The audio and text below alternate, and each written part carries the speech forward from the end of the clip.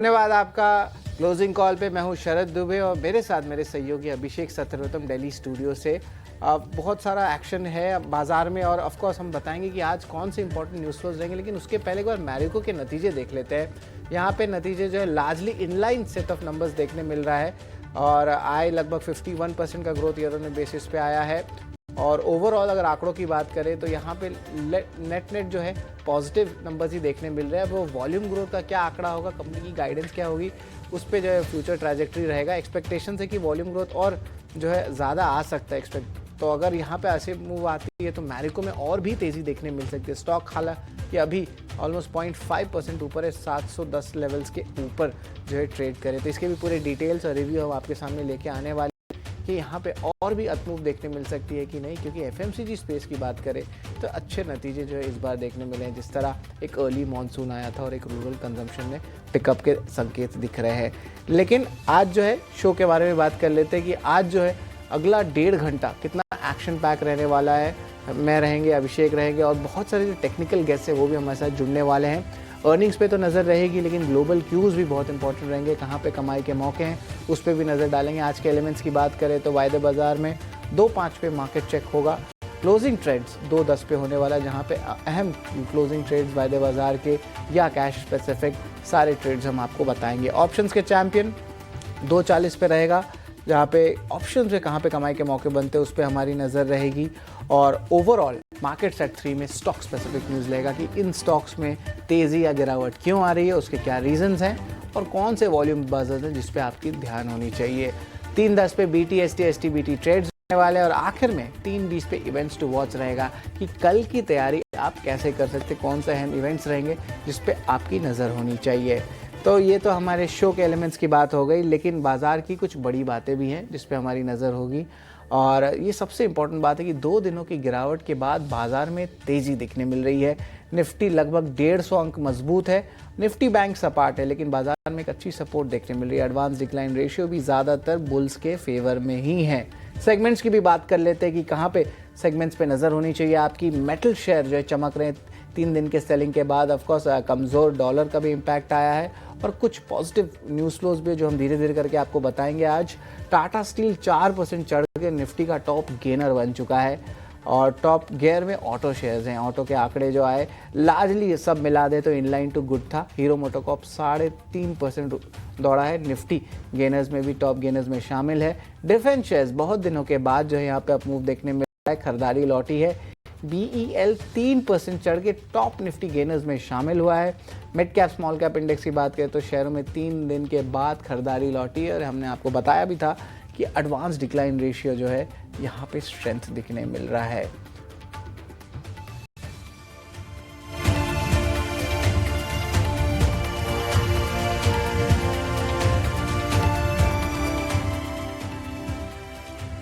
तो बाजार में तेजी ठीक है अगर हम निफ्टी की बात करें, और निफ्टी बैंक भी जो गिरावट की शुरुआत की उससे रिकवर करने की कोशिश कर रहा है। लेकिन दिक्कत की बात यह है कि HDFC bank, ICICI bank, SBI थोड़े से नरम हैं तो तेजी को रफ्तार मिल नहीं पा रही है। लेकिन मेटल में, ऑटो में और केमिकल स्टॉक्स में आज माहौल अच्छा है। लेकिन शरद, जरा ये बताइए कि आज के जो बजिंग स्टॉक्स हैं वो कौन से हैं? अच्छा ठीक है, इस बीच स्पार्क के नतीजे आ गए हैं, उस पर पहले नजर डालते हैं, फिर हम बजिंग स्टॉक्स की चर्चा करेंगे। घाटा कम हुआ है, 96 करोड़ रुपए से घट 52 करोड़ रुपए का घाटा रिपोर्ट किया है। पिछले साल के Q1 में 96 करोड़ का घाटा था, वो घट के आ गया है 52 करोड़ रुपए का। तो एक अच्छा नंबर फिलहाल घाटे के फ्रंट पर कंपनी रिपोर्ट कर रही है। और आय की बात करें, आय भी कम हुई है। ये थोड़ी सी निराशाजनक है कि आय करीब 17 करोड़ रुपए से घटकर 9.5 करोड़ रुपए के आसपास की आय कंपनी ने रिपोर्ट की है। थोड़ी देर में स्पार्क के नंबर्स पर हम शेयर देख रहे हैं कि करीब 2% नीचे फिलहाल कारोबार करता हुआ आपको दिखाई देगा। करीब 1.5% की कमजोरी है। इस पर आगे हम व्यू लेंगे अपने एक्सपर्ट से और इंडेक्स का भी हम व्यू जानने की कोशिश करेंगे। लेकिन शरद, जरा फटाफट बताइए कि आज के बजिंग स्टॉक्स कौन से हैं? जी बिल्कुल अभिषेक, बजिंग स्टॉक्स में जो है अर्निंग स्पेसिफिक जो है ज़्यादातर स्टॉक्स में अप मूव देखने मिल रहा है। सबसे पहले डिलीवरी की बात करेंगे, दमदार नतीजे आए हैं और एक्सप्रेस सेगमेंट और इनका जो वॉल्यूम ग्रोथ है वो लगभग 14% ईयर ऑन ईयर बेसिस पे आया है। पार्सल रेवेन्यू सेगमेंट 10% का ग्रोथ है, अनुमान से बेहतर सारे ही सेगमेंटल परफॉर्मेंसेस देखने मिले हैं। और ब्रोकरेजेस की बात करें तो यहाँ पे भी अपग्रेड्स देखने स्टॉक 6% ऊपर है और सस्टेन कर रहा है दिन के ट्रेड में। वही यूपीएल की बात करें तो नंबर्स फ्राइडे को आए थे, नीजक रिएक्शन था, स्टॉक 5-6% गिरा था और आज बड़ी रिकवरी देखने मिली है। जिस तरह कंपनी अपनी गाइडेंस मेंटेन की है और ब्रोकरेजेस ने अपग्रेड दिया है, खास करके जो प्राइसिंग प्रेशर है और इन्वेंट्री इश्यूज है अब वो पीछे हो चुके हैं। तो आज जो है 5% की बढ़त से जो है निफ्टी 500 इंडेक्स का one of the top gainers UPL है। ऑटो सेगमेंट की बात करें तो अच्छे ऑटो बिक्री के आंकड़ों से जो हीरो मोटो में तेजी देखने मिल रही है और नेट अगर पूरी ऑटो स्पेस की भी बात करें तो लार्जली इनलाइन या गुड सेट ऑफ नंबर्स देखने मिला है। थोड़ी सी करेक्शन ऊपर से जरूर की है, 4% ऊपर था हीरो मोटो, पर अभी भी देखें तो सस्टेन कर रहा है, 3.5% ऊपर है।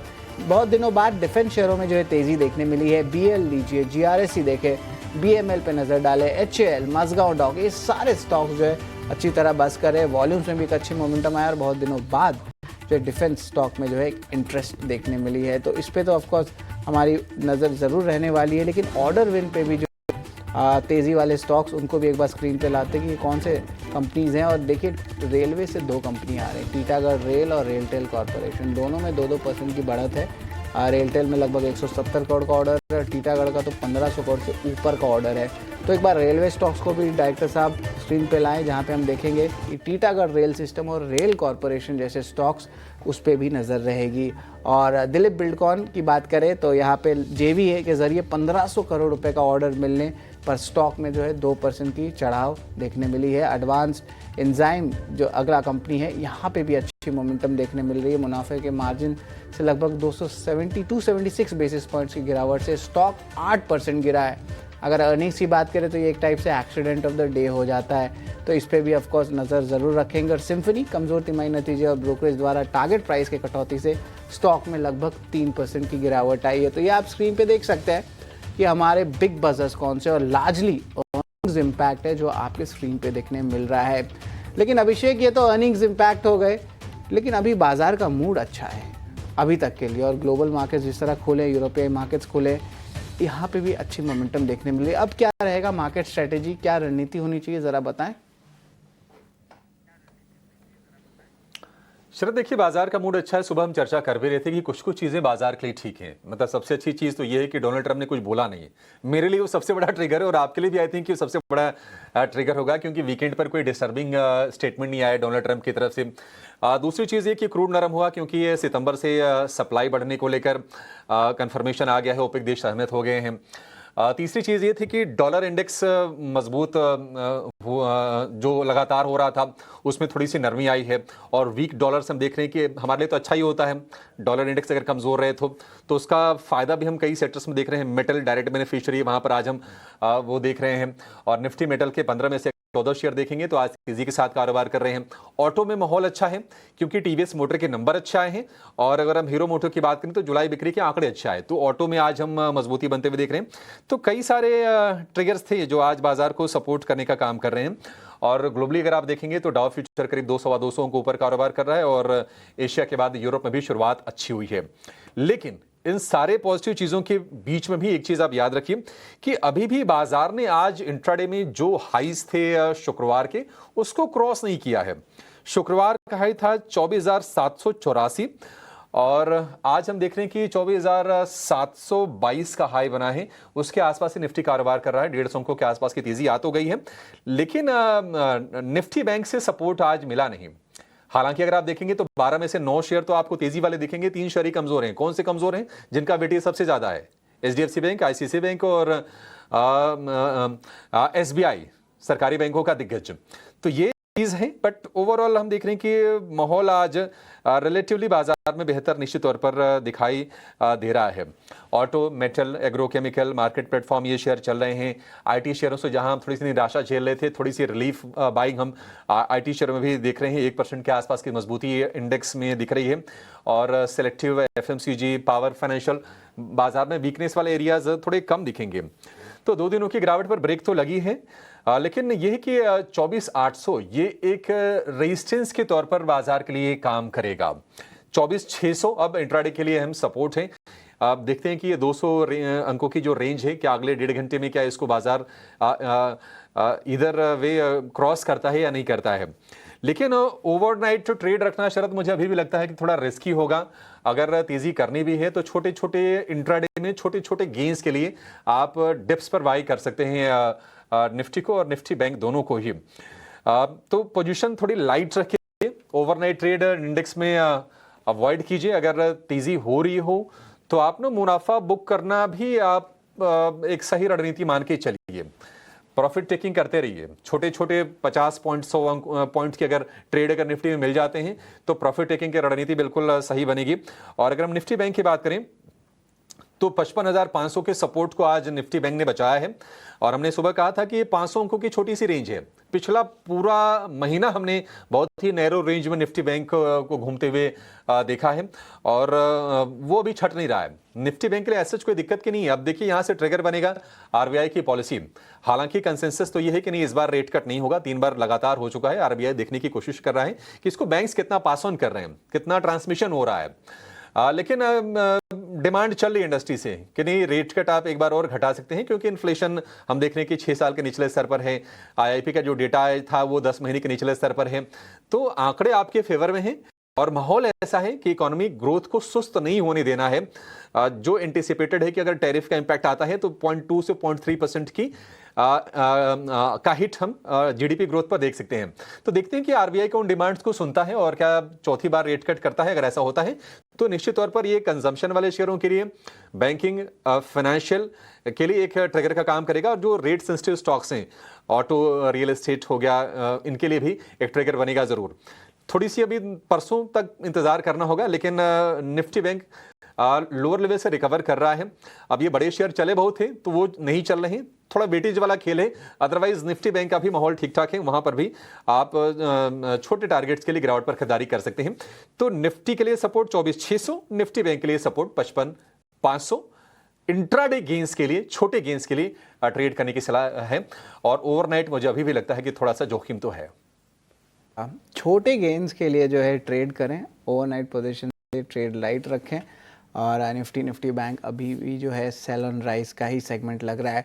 एक इम्पॉर्टेंट न्यूज़ फ्लो आ रहा है, इसको ज़रा फ्लैश करते हैं। सीसीए कम्युनिटी ने जो अप्रूव कर दिए एलटीआई माइंट्री को पैन 2.0 के प्रोजेक्ट्स पे काम करने के लिए। इसके जो डिटेल्स धीरे धीरे करके आ रहे हैं। जो पैन 2.0 है, इनकम टैक्स डिपार्टमेंट की ये स्कीम है और ये प्रोजेक्ट जो है सिंप्लीफाई करने वाला है प्रोसेस को।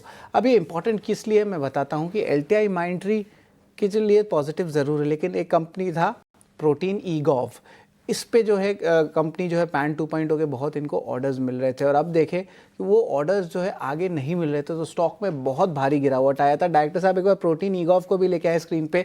एक साइड एलटीआई माइंट्री रखिए, दूसरे साइड प्रोटीन ईगॉव रखिए, तब हमें पता चलेगा कि पैन 2.0 के जो ओवरऑल कॉन्ट्रैक्ट से अब कैसे शिफ्ट कर रहे हैं। पहले ये प्रोटीन ईगॉव के पास था और अब जो है यहाँ पे आप देखेंगे एलटीआई माइंट्री पे है, तो इस पे भी हमारी नज़र ज़रूर रहेगी। ये भी कैपिटल के भी नतीजे पे फोकस कर लेते हैं। यहाँ पे देखें तो स्टॉक में एक अच्छी मोमेंटम आ रही है, मुनाफा बढ़ गया है लगभग 759 से 835 करोड़ पे। और बॉटम लाइन पे अच्छे नंबर्स तो आ ही रहे हैं, बट इसके अलावा भी जो है किस तरह इंटरनल्स आएंगे उस पर भी हमारी नज़र रहेगी। लेकिन अभी देखिए स्टॉक इनिशियली 4% ऊपर है और ज़्यादा अपमूव दिखा रहा है। तो इन सारे स्टॉक्स पे जो है हमारी नज़र ज़रूर रहेगी एज एंड व्हेन हमारे इनके पास डिटेल्स आते हैं। लेकिन और भी हमारे दो टेक्निकल से जो डिटेल्स में हमें प्रॉफिट के ट्रेड्स बताने वाले, हमारे साथ जुड़े निमेश ठाकर और इसके अलावा Harish Jujare. Good afternoon gentleman. सबसे पहले निमेश जी आपसे शुरू करते हैं। किस तरह बाजार का सेटअप लग रहा है? मन तो कर रहा है निफ्टी में एक ट्रेड लेने का, लेकिन क्या अभी टाइम है कि रुक जाए? देखिए अपमूव तो आ रहा है, क्या ये सस्टेन अगर क्लोजिंग में गया तो कुछ अच्छे ट्रेड बनते हैं कि अभी भी रुके रहें?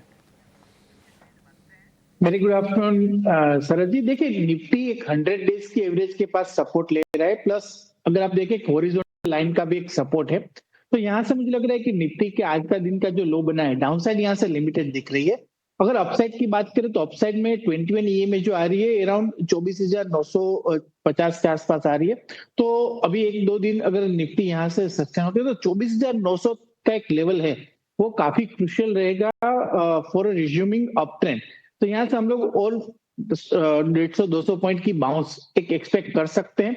तो यहाँ से अगर आपको छोटी अपमूव के लिए अगर ट्रेड लेना है तो डेफिनेटली आप ले सकते हैं। क्योंकि नंबर वन आईटी आप अगर देखें तो आईटी इंडेक्स पूरा ओवरसोल्ड में है और सभी आईटी स्टॉक के अंदर हम लोग देख रहे हैं कि एक अच्छी ट्रेंड रिवर्सल बन रही है, एक बुल एंगल्फिंग पैटर्न बन रहा है। तो यहाँ से आईटी एक जो है वो एक शॉर्ट टर्म बाउंस के लिए सपोर्ट करेगा।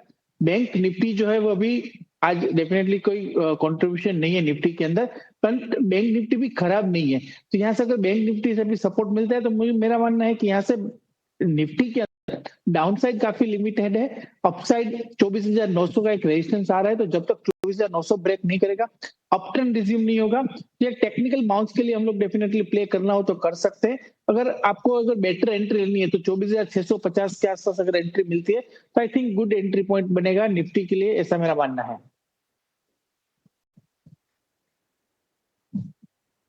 24,650 के आसपास एक एंट्री पॉइंट अच्छा होगा। इस बीच एबी कैपिटल के नंबर्स कुछ और आगे हैं। मुनाफा हम देख रहे हैं कि 759 करोड़ रुपए से बढ़कर 835 करोड़ रुपए, तो मुनाफे के फ्रंट पर तो अच्छा प्रदर्शन।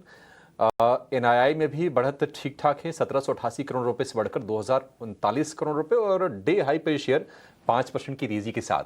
तो ऊपरी स्तरों से थोड़ी थोड़ी जो प्रॉफिट टेकिंग आ रही थी, अब ऐसा लग रहा है कि फिर से उन्हीं लेवल की तरफ बढ़ेगा एबी कैपिटल। बढ़िया नंबर से इसके। हरीश जी, एक पहला व्यू मैं एबी कैपिटल पर लूंगा, उसके बाद हम क्लोजिंग ट्रेड्स पर आएंगे। एबी कैपिटल अभी इस तेजी के बाद भी खरीदना है या फिर अवॉइड करें, क्या व्यू होगा आपका? Good afternoon Abhishek ji. बिल्कुल, आप बेबी कब तक अच्छा अच्छा देखिए, लेकिन लास्ट कुछ दिनों से थोड़ा बहुत प्रॉफिट बुकिंग देखने मिला था ऊपर ही लेवल से, और जैसे जिस तरीके से करेक्शन देखने मिला था, स्टॉक प्राइस एग्जैक्टली उसके सपोर्ट जोन के आसपास रुक गया था पिछले हफ्ते में, तो फिर से आज रिकवरी देखने मिल रहा है उसी लेवल से। मुझे लग रहा है कि 240 250 लेवल से एक स्ट्रॉन्ग सपोर्ट जोन था, वहां से रिकवरी देखने मिल रहा है।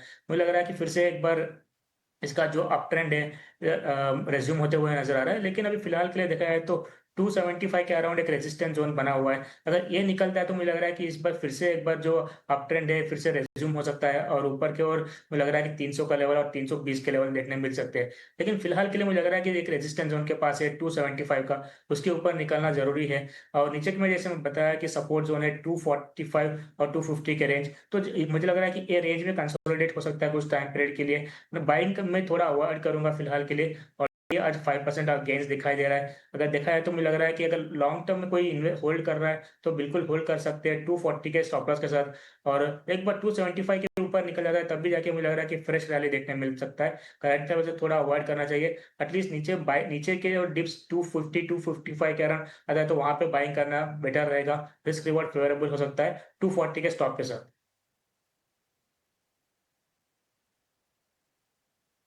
240-45 के आसपास आए तो आप इसको खरीदिए। एबी कैपिटल अभी 275 रुपए का एक रेजिस्टेंस है, तो मे भी इस रेंज में कंसोलिडेट करें, वेट एंड वॉच करने की सलाह है। इस बीच एस्कॉर्ट्स कुबोटा के भी नतीजे आ गए हैं। एस्कॉर्ट्स कुबोटा के जरा नंबर्स को स्क्रीन पर लेकर आइए। मुनाफा 264 करोड़ रुपए से बढ़कर 369 करोड़ रुपए, तो 100 करोड़ रुपए का जंप है प्रॉफिट में। प्राइमा फेसी नंबर अच्छे, और इस नंबर पर हम देखें कि शेयर का आता हुआ रिएक्शन।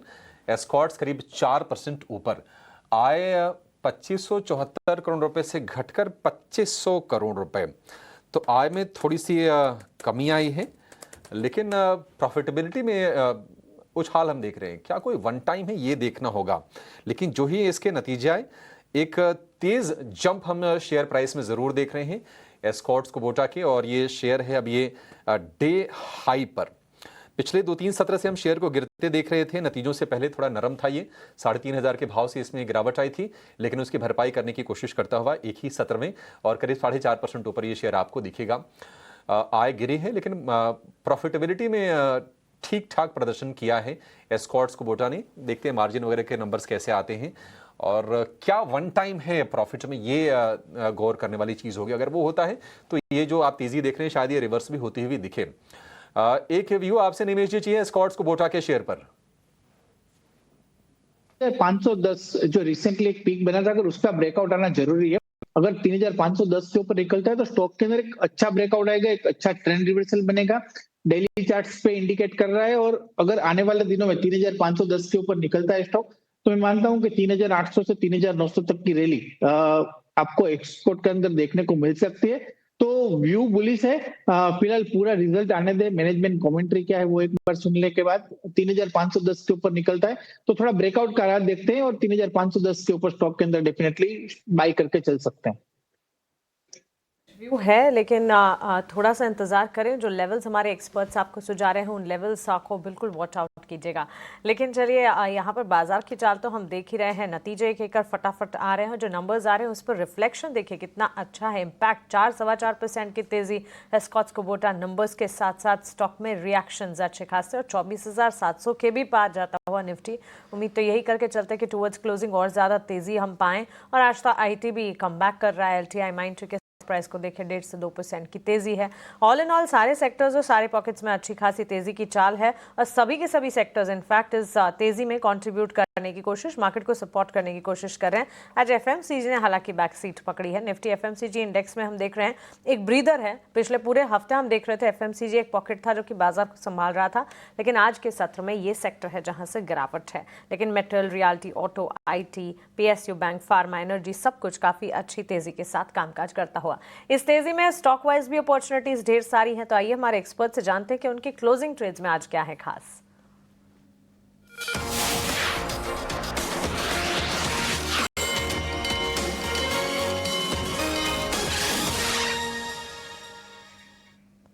गुड आफ्टरनून निमेश, शुरुआत आपसे करेंगे। बताइए कौन से हैं क्लोजिंग ट्रेड्स आपके आज के लिए?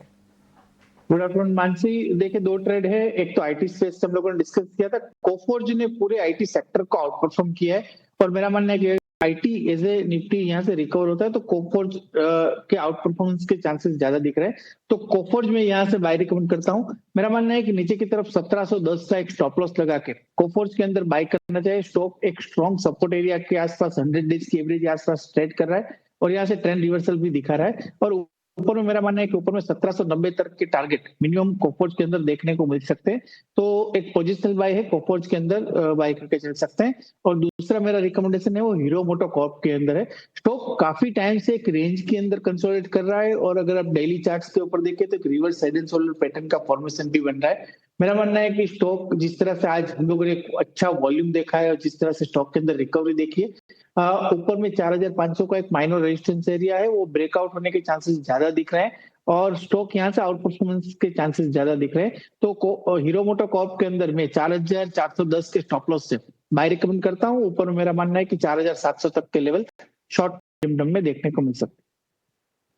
Short to medium term perspective के लिहाज से हीरो मोटो कॉर्प और कोफोर्ज दोनों निमेश के रेडार पर हैं। 1790 के टारगेट्स कोफोर्ज में मानकर चले, 2.25% की तेजी इस वक्त है। 1790 फर्दर अपसाइड दिख सकती है। 1710 का स्टॉप लॉस लगेगा और साथ ही हीरो मोटो कॉर्प 4700 तक जाने का भी दमखम रखता है। 4410 के स्टॉप लॉस को मेंटेन कीजिएगा। 4% की तेजी यहाँ से और तेजी नजर आ सकती है। Harish, good afternoon to you as well. और सबसे पहले तो सुबह 7 बजे हमारे साथ शो में जुड़ने के लिए, अपना समय देने के लिए आपका बहुत शुक्रिया। Thank you so much for that. और बताइए क्लोजिंग ट्रेड्स में भी आप हमारे साथ जुड़े हुए हैं। क्लोजिंग ट्रेड्स क्या होंगे स्टॉक वाइज रणनीति? वैसे तो काफी अपॉर्चुनिटीज हैं, आज तो ब्रॉडर मार्केट्स, बेंचमार्क सब कुछ चल रहे हैं। गुड आफ्टरनून मानसी जी, बिल्कुल थैंक यू वंस अगेन। अगर देखा है तो मार्केट्स में बिल्कुल देखा है तो ब्रॉडर पर्सपेक्टिव से भी अच्छा खासा मोमेंटम दिखाई दे रहा है और नीचे लेवल से बहुत सारे स्टॉक्स में शॉर्ट कवरिंग भी का रैली भी देखने मिल रहा है। मुझे लग रहा है कि इसमें में दो स्टॉक्स मेरे रडार एक बाई, दोनों बाई का ही स्टॉक्स है और पहला स्टॉक है ग्रासिम। अगर ग्रासिम देखा है तो पिछले कुछ दिनों के वीकनेस में भी बावजूद स्टॉक कंसोलिडेट कर रहा था, एक higher top higher bottom intact रखा हुआ है स्टॉक प्राइस और आज के ट्रेडिंग सेशन में जो ट्रेंड लाइन का रेजिस्टेंस है वो ब्रेकआउट दे चुका है। तो मुझे लग रहा है कि यहाँ पे एक बाइंग अपॉर्चुनिटी बन सकती है। ऊपर लग रहा है कि 2850 का लेवल देखने मिल सकते हैं जो प्रीवियस ऑल टाइम हाई है, तो मुझे लग रहा है कि वहां तक देखने मिल सकता है। करंट लेवल से बाइंग करने की राय रहेगी ग्रासिम में और स्टॉप लॉस मेंटेन करना चाहिए 2690 का और टारगेट्स 2850 का रहेगा। और दूसरा स्टॉक है दिग्गज कंपनी का रिलायंस इंडस्ट्रीज। हमने पिछले हफ्तों में बहुत बार इसके बारे में डिस्कस किया था। बिल्कुल अभी मुझे लग रहा है कि यहाँ पे एक बेस बन चुका है स्टॉक प्राइस में और मुझे लग रहा है कि यहाँ से एक बार छोटा सा रैली देखने मिल सकता है रिलायंस इंडस्ट्रीज में। जहां तक मुझे लग रहा है कि ऊपर के टारगेट्स 1475 तक लेवल्स देखने मिल सकते हैं, तो करंट लेवल्स पे बिल्कुल बाइंग करने की राय रहेगी और स्टॉप लॉस मेंटेन करना चाहिए 1380 का और ऊपर टारगेट्स 1475 का रहेगा रिलायंस इंडस्ट्रीज में। पोजिशनरी रेंज पे नज़र ज़रूर रखेंगे। टारगेट प्राइस 1475 का, स्टॉप लॉस 1380 का और इंटरेस्टिंगली इनका AGM 25 दिन के बाद आने वाला है और भी अगर कुछ पॉजिटिव न्यूज़ फ्लो आती है तो स्टॉक पे और अच्छी रिएक्शन देखने मिल सकती है। दूसरा ब्रेक ग्रासिम इंडस्ट्रीज है। लेकिन चलिए अब बिग एक्शन स्टॉक्स की तरफ चलते हैं। सृष्टि हमें बताएंगी कहाँ पे अप मूव्स आ रहे हैं, कहाँ पे गिरावट आ रही है।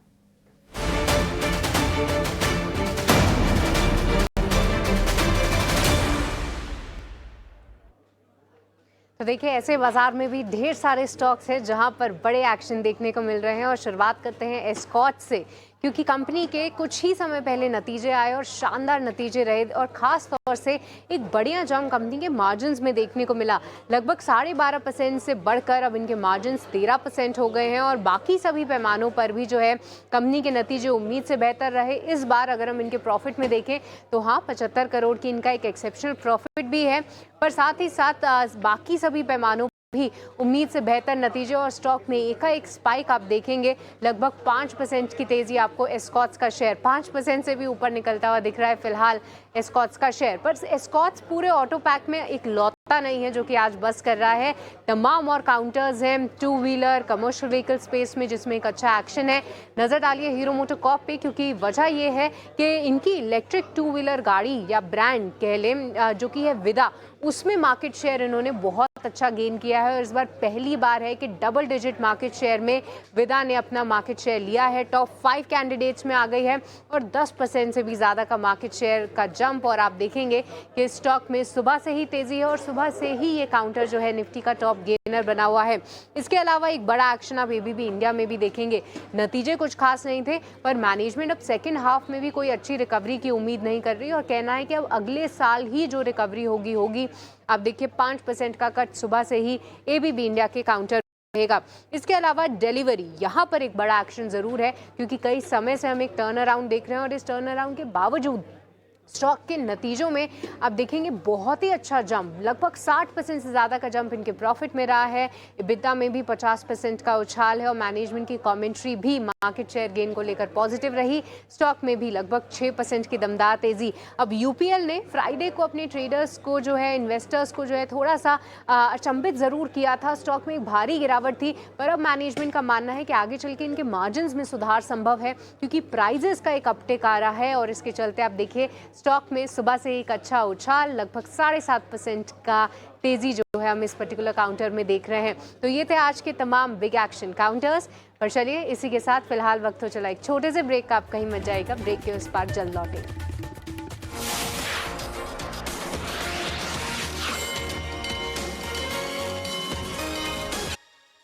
आपका क्लोजिंग कॉल पे और अब जो है मैरिको पे नज़र रखें। यहाँ पे स्टॉक पे अच्छी मोमेंटम देखने मिल रही है। हमने थोड़ी देर पहले आपको बताया भी था जब अर्निंग्स आए थे स्टॉक ऑलमोस्ट 0.5% ऊपर था, अब देखिए लगभग 2.5% ऊपर है। और यहाँ पे जो वॉल्यूम ग्रोथ गाइडेंस है यहाँ पे अच्छी मूव देखने मिल रही है। आंकड़े की अगर बात कर लेते हैं तो यहाँ पे डोमेस्टिक वॉल्यूम ग्रोथ 9% का है, 7% सिक्वेंशली अगर कंपेयर करें तो गाइडेंस ही देखें तो यहाँ पे फूड सेगमेंट 25% तक ग्रो कर सकती है। निमेश एक बार मैरिको की चार्ट चेक ले ले। मोमेंटम तो अच्छा था लेकिन देखिए गाइडेंस और वॉल्यूम अप मूव अच्छी आई है और देखिए अब स्पाइक भी देखने मिल रहा है। क्या लग रहा है चार्ट्स पे जरा बताएं निमेश। चार्ट स्ट्रक्चर काफी स्ट्रॉन्ग दिख रहा है और 100 डेज की एवरेज के पास सपोर्ट लेके स्टॉक पिछले 3 दिनों से एक अच्छी रिकवरी दे रहा है। मेरा मानना है कि स्टॉक एक लाइफ टाइम हाई के नजीक ट्रेड कर रहा है और स्ट्रक्चर काफी स्ट्रॉन्ग मैं मानता हूँ। स्टॉक डेफिनेटली यहाँ से एक अच्छा मोमेंटम क्रिएट करने के चांसेस ज्यादा दिख रहे हैं। ऊपर में माइनर रेजिस्टेंस एरिया जो बनेगा वो 745 750 के आसपास बनेगा, जो इसका life time high resistance area है। अगर वहां से ब्रेकआउट मिलता है तो मैं मानता हूँ कि स्टॉक में ऊपर में 800 820 तक के लेवल आराम से देखने को मिल सकते हैं। तो स्ट्रक्चर तो काफी बुलिश है। अगर कोई भी डीप आता है तो यहाँ से बाय करके चलना चाहिए, ऐसा क्लियर सिग्नल दिख रहा है। सिग्नल दिख रहा है, बुलिश स्ट्रक्चर भी आपके सामने देखने मिल रही है और पूरी एफएमसीजी की राउंड अप की एनालिसिस भी यही बता रही है कि लार्जली नंबर्स वॉल्यूम ग्रोथ अच्छे आए हैं, एनालिस्ट एस्टिमेट को बीट किया है। जो रिकवरी आ रही है रूरल सेगमेंट में वो तो दिख ही रहा है, अब अर्बन में भी धीरे धीरे करके अपटिक्स जरूर देखने मिल रही है। अब कंपनी की कमेंट्री क्या आती है मार्जिन को लेके, क्योंकि कॉपरा प्राइसेस महंगे थे उस पर बाजार की ज़रूर नज़र रहेगी और शायद ब्रोकिंग अपग्रेड्स भी कल देखने मिल सकते। तो इस काउंटर को जो ज़रूर अपने रडार में रखिएगा। आंकड़े अच्छे आ रहे हैं और धीरे धीरे करके स्टॉक भी दे लगभग 2.5% ऊपर है। वही मेटल स्पेस की बात करते हैं और थोड़ी देर पहले अभिषेक भी बता रहे थे कि डॉलर इंडेक्स में नरमी आई तो ऑफकोर्स मेटल्स में भी थोड़ी बाइंग देखने मिलती है। कुछ सेफ गार्ड वाले जो है रूल्स भी आ सकते हैं गवर्नमेंट की तरफ से, जो स्टील इंडस्ट्री को बचा सकती है। टाटा स्टील, JSW स्टील, इन दोनों को जो एक बार स्क्रीन पे लाए। JSW स्टील की एक एक्सपेंशन की भी अनाउंसमेंट आई। बहुत सारे न्यूज़ फ्लोज आ रहे हैं, लेकिन आज देखिए मेटल स्पेस में तेज़ी बहुत देखने मिल रही है। हरीश, एक बार आप मेटल पैक पे आपकी राय लेना चाहेंगे। यहाँ पे कौन सा स्टॉक लग रहा है कि एक अच्छा रिस्क रिवॉर्ड रेशियो अभी करंटली देखने मिल सकता है? क्या ये टाटा स्टील है, जिंदल JSW स्टील है, या कोई और स्टॉक रहेगा इस मेटल माइनिंग स्पेस में जहाँ पे आपकी नज़र है? बिल्कुल शरद जी, अगर मेटल स्टॉक्स में अगर देखते हैं तो बिल्कुल एक स्ट्रॉन्ग मोमेंटम दिखने मिल रहा है बहुत सारे स्टॉक्स में। अगर पहले JSW स्टील की बात करते हैं तो देखिए JSW स्टील इतना वीकनेस के बावजूद मार्केट्स में बिल्कुल कंसोलिडेशन में था और नीचे की ओर सपोर्ट स्ट्रांगली होल्ड कर रहा था 1020 के। तो मुझे लग रहा है कि यहाँ से एक ब्रेकआउट भी दे चुका है ऑलरेडी, तो उसी के आसपास ही कंसोलिडेट कर रहा था, एक ट्रायंगल ब्रेकआउट है। मुझे लग रहा है कि आगे जाके स्टॉक प्राइस एक बार जो प्रीवियस ऑल टाइम में 1074-75 का लेवल है, अगर वो निकल देता है तो मुझे लग रहा है कि एक शार्प रैली देखने मिल सकता है, ऊपर 1100 और 1125 तक भी लेवल देखने मिल सकते हैं। मुझे लग रहा है कि JSW स्टील भी यहाँ से एक स्ट्रॉन्ग मोमेंटम दिखाई दे रहा है। और दूसरा अगर स्टॉक की बात करते हैं तो JSL रहेगा मेरा, जिंदाल स्टेनलेस स्टील लगे दूसरा पिक रहेगा। JSL में क्लियरली एक ट्रेंड लाइन ब्रेकआउट दिया था पिछले हफ्ते में, आज के ट्रेडिशन में ऑलमोस्ट 3% गेन दिखाई दे रहा है। तो मुझे लग रहा है कि ऑलमोस्ट इसमें एक क्लियर ब्रेकआउट है स्टॉक में। मुझे लग रहा है कि JSL में भी बाइंग कर सकते हैं करंट लेवल्स पे भी। अब मुझे लग रहा है कि यहाँ पे ऊपर के और 800 का लेवल देखने मिल रहा है शॉर्ट टू मीडियम टर्म में।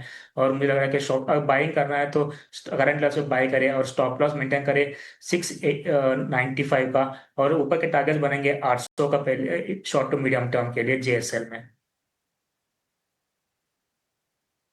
JSPL पर ये एक टेक इस वक्त हमें मिलता हुआ, लेकिन साथ साथ अब इंडिया विक्स पर भी एक नज़र होनी चाहिए। एडवांस डिक्लाइन रेशियोज में तो एडवांसेस का पलड़ा भारी है, लेकिन साथ साथ इंडिया विक्स फेयर इंडिकेटर में क्या स्पाइक अप कम हुए हैं? हाँ, लाल निशान में है, तो यहाँ से भी रिलीफ एटलीस्ट। आपको याद होगा फ्राइडे सेशन में करीब 3-4% के स्पाइक्स यहाँ पर देखने को मिले थे, और इंडिया विक्स का बढ़ना जो है वो कंसर्न के तौर पर साबित होता है। लेकिन आइए निफ्टी नेक्स्ट कैटेगरी के कुछ और स्टॉक्स पर भी फोकस डालते हैं, और साथ ही ब्रॉडर मार्केट्स में भी किस तरह का एक्शन है, मिड कैप स्मॉल कैप में किस तरह की मजबूती है, इस पर फोकस करते हैं। LIC हाउसिंग फाइनेंस के चार्ट्स देखें, 3.5-4% की तेजी है स्टॉक में। और आज दोपहर 1 बजे LIC हाउसिंग फाइनेंस के मैनेजमेंट से भी हमने बातचीत करी थी। दरअसल लोन डिसबर्समेंट को लेकर थोड़ी कंसर्न्स थी कंपनी के नतीजों में, बट उसके अलावा अगर आप देखेंगे रेवेन्यू के फ्रंट पर और मुनाफे के फ्रंट पर ग्रोथ ज़रूर हाथ लगी थी, और इसी के चलते आप देखिए स्टॉक में एक मूवमेंट भी है। जब हमने बात की तब कोई खास एक्शन नहीं था, लेकिन हमारे इंटरव्यू के साथ साथ LIC हाउसिंग फाइनेंस में एक्शन, और वो एक्शन अब तक इंटैक्ट है। 4% की तेज़ी पर निवेश LIC हाउसिंग फाइनेंस के चार्ट्स आपको कैसे लगते हैं? 592 के लेवल्स पर इस वक्त ये ट्रेड कर रहा है। देखिए चार्ट स्ट्रक्चर कोई स्ट्रांग नहीं दिख रहा है, और टेक्निकल बाउंस लोग बोल सकते हैं। जो कि आप देख रहे हो कि सभी मूविंग एवरेजेस के नीचे ट्रेड कर रहा है। इंपॉर्टेंट सपोर्ट एरिया था 600 के नीचे, वो भी उसके नीचे भी ट्रेड कर रहा है। तो मेरा मानना है कि जब तक ये 600-610 के ऊपर स्टॉक सस्टेन नहीं होता है, तब तक कोई बड़ी मूव आने के चांसेस नहीं है। ये एक टेक्निकल बाउंस हम लोग कंसिडर कर सकते हैं, क्योंकि स्टॉक ऊपर से अगर देखे तो आप 650 से कंटिन्यू स्टॉक के अंदर करेक्शन आ गया था। तो फिलहाल ये बाउंस के ऊपर जो ऑलरेडी 4% प्लस है, मैं यहाँ से एटलीस्ट फ्रेश एंट्री लेने की राय नहीं देता हूँ। मेरा मानना है कि जब तक 610 के ऊपर स्टॉक बंद नहीं आता है, तब तक कोई बड़ी मूव देखने को नहीं मिलेगी। तो फिलहाल अवॉइड करके ही चलिए, और अगर आपको एंट्री लेनी है तो बेटर एंट्री अपॉर्चुनिटी आपको लोअर एंड से मिल सकती है। तो अभी फिलहाल अवॉइड की राय बनेगी LIC हाउसिंग फाइनेंस के अंदर। वॉच लिस्ट में रखे, rather avoid category LIC housing finance में। और अच्छे स्क्रिप्ट्स है मार्केट में। LIC हाउसिंग फाइनेंस अगर पोजीशन है उसे बरकरार रखा जा सकता है, नई पोजीशन से बचने की राय फिलहाल आपको मिलती हुई।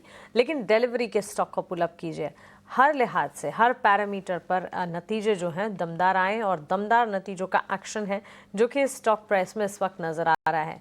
7% की तेजी पर 458 के लेवल डिलीवरी में कामकाज है। आय और मुनाफे के फ्रंट पर तो अच्छी ग्रोथ दिखी ही थी, मार्जिन्स में भी इजाफा, और इसी के चलते पॉजिटिव न्यूज़ फ्लो और न्यूज़ फ्लो का रिजल्ट बैक्ड एक्शन जो कि स्टॉक में इस वक्त दिख रहा है। हरीश, एक टेक आपसे जानना चाहूंगी। देखिए 7% की तेजी है, ऑलरेडी जिनकी एग्जिस्टिंग पोजीशन है, क्या इन्हें एक बार पार्ट प्रॉफिट बुक करने के बारे में सोचना चाहिए, या फिर चार्ट्स यहाँ से और ज़्यादा मजबूत होते नजर आ रहे हैं? आपकी राय क्या होगी? और नई पोजीशन के लिए तो इनफैक्ट आज के सत्र में काफ़ी चल गया है, लेकिन कोई एंट्री लेवल्स अगर आप बता पाएँ। बिल्कुल मानसी जी, अगर देखा है तो डिलीवरी में एक शानदार रिकवरी देखने मिल रहा है। अगर मार्च लो से देखते हैं तो ऑलमोस्ट 240 लेवल से 458 लेवल्स आ चुके हैं, ऑलमोस्ट डबल हो चुका है स्टॉक प्राइस। तो मुझे लग रहा है कि एक शानदार रैली के बाद फिलहाल मुझे लग रहा है कि थोड़ा बहुत रेजिस्टेंस जोन दिखाई दे रहा है अभी 485 लग मुझे लग रहा है कि यहाँ पे और एक्सटेंड हो सकता है रैली। जो 485 है, जो प्रीवियस और हाइस थे, तो मुझे लगा कि वहां तक एक्सटेंड बिल्कुल देखने मिल सकती है। अभी भी higher top higher bottom intact है स्टॉक में। कोई मेजर जो पिछले हफ्ते में करेक्शन देखने मिला था उसी टाइम पे इंडिकेटर्स भी कूल ऑफ हो चुके हैं, तो मुझे लग रहा है कि रैली कंटिन्यू हो सकती है। फ्रेश बाइंग थोड़ा अवॉइड करना चाहिए एटलीस्ट, नहीं तो डिप आना चाहिए 450 के आसपास तक, तो उसके आसपास फिर से एक बार री एंट्री भी कर सकते हैं। और ऊपर का शॉर्ट टर्म के लिए टारगेट्स देखा है तो 485 का बन सकता है। अगर 485 का लेवल निकल जाता है तो मुझे लग रहा है कि रैली कंटिन्यू कर सकती है ऊपर की ओर 500 525 लेवल्स तक भी। लेकिन ओवरऑल अब मुझे लग रहा है कि चार्ट सेटअप अभी भी स्ट्रेंथ दिखाई दे रहा है। लॉन्ग टर्म पर्सपेक्टिव से मुझे लग रहा है कि होल्ड रखना चाहिए। और जिस तरह और एक इम्पोर्टेंट चीज है कि स्टॉक में एक गोल्डन क्रॉसओवर जो बोलते हैं वो भी आज के ट्रेडिंग सेशन में देखने मिल रहा है। मुझे लग रहा है कि ओवरऑल सेटअप तेजी का ही है, बाइंग होल्ड रखना चाहिए। ऊपर 485 का इमीडिएट शॉर्ट टर्म में रेजिस्टेंस जोन है, उसके ऊपर निकलता है तो मुझे लग रहा है कि 540 525 लेवल्स भी देखने मिल सकते हैं आगे। 85 निकला तो 525 का लेवल भी आ सकता है।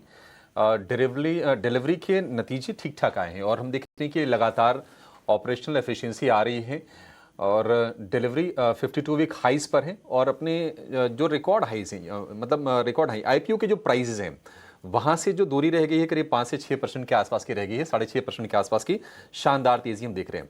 इस बीच भारतीय एयरटेल को लेकर खबर आ रही है कि सिंगटेल के साथ स्ट्रेटजिक करार किया है। सिंगटेल वैसे भारतीय एयरटेल का निवेशक भी है, कुछ और करार भी किए हैं। 1.5% ऊपर ये शेयर है। सॉफ्टवेयर प्लेटफॉर्म के लिए ये करार किया गया है और हम शेयर में तेजी बढ़ते हुए देख रहे हैं भारतीय एयरटेल में। भारतीय एयरटेल के कल नतीजे भी आएंगे, नतीजों को लेकर क्या उम्मीदें हैं इस पर भी आगे हम चर्चा करेंगे। लेकिन सब्सिडरी ने Telco grade cloud platform launch किया है भारतीय एयरटेल की, ये भी खबर निकल के आ रही है। तो कुछ अपडेट्स भारतीय एयरटेल को लेकर और ये निश्चित तौर पर काफ़ी इंपॉर्टेंट हैं और नतीजों पर भी नज़र रहने वाली है। लेकिन भारतीय एयरटेल पर एक व्यू लेते हैं। हमारे साथ श्रीकांत चौहान भी हैं, कोटक सिक्योरिटीज। श्रीकांत जी, बहुत शुक्रिया आपका समय देने के लिए। भारतीय एयरटेल स्टॉक को कैसे देख रहे हैं सर आप, और क्या व्यू होगा आपका?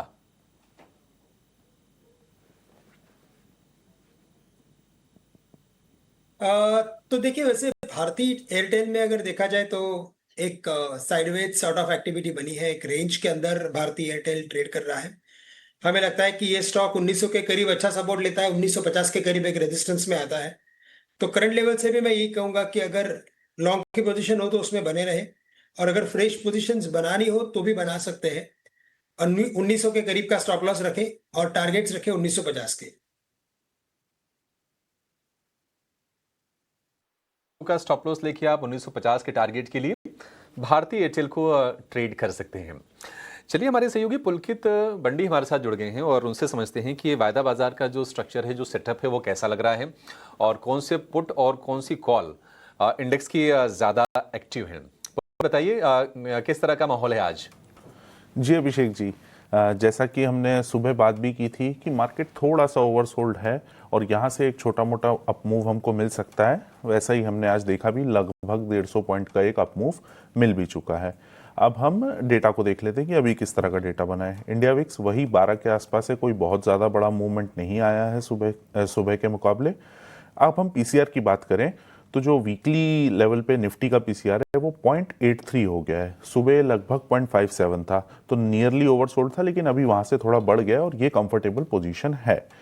मोस्ट एक्टिव पुट की बात करें तो 24,600 की स्ट्राइक प्राइस पर है और मोस्ट एक्टिव कॉल की बात करें तो ये 24,700 की स्ट्राइक प्राइस पर है। 24,700 पे थोड़ी कॉल बाइंग देखी जा रही है और 24,600 पे थोड़ी सी पुट राइटिंग देखी जा रही है। इसका मतलब 24,600 को एक थोड़ा सा सपोर्ट बनाने की कोशिश की जा रही है। हाईएस्ट कॉल ओपन इंटरेस्ट देखें तो 25,000 है, मतलब वही एक रेजिस्टेंस की तरह काम करेगा। और वहीं हाईएस्ट पुट ओपन इंटरेस्ट की बात की जाए तो ये 24,600 के ऊपर ही है। बैंक निफ्टी को देख लेते हैं। पीसीआर लगभग 0.84 है, ये भी कंफर्टेबल पोजीशन में, और हाईएस्ट कॉल और पुट दोनों ही तरफ जो ओपन इंटरेस्ट है वो 57,000 के ऊपर बना हुआ है। F&O बैन में बात करें तो सिर्फ एक शेयर है जो F&O बैन में है, PNB हाउसिंग, और इसकी मार्केट वाइड पोजीशन लिमिट लगभग 98% है, तो अभी कुछ बाहर आने की तो ऐसी कोई संभावना दिख नहीं रही है।